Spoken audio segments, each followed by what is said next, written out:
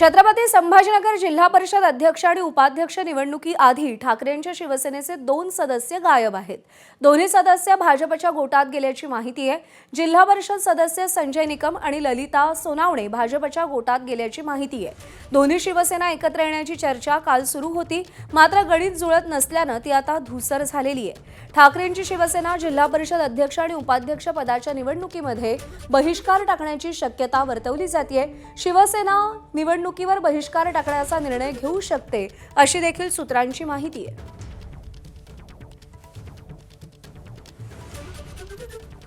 त्यामुळे छत्रपती संभाजीनगरमध्ये नेमकं काय होतं याची उत्सुकता आहे।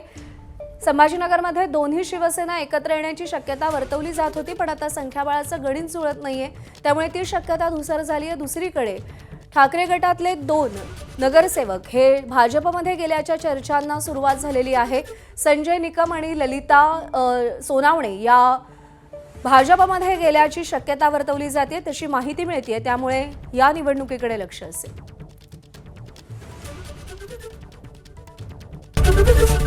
एबीपी माझा, उघडा डोळे बघा नीट।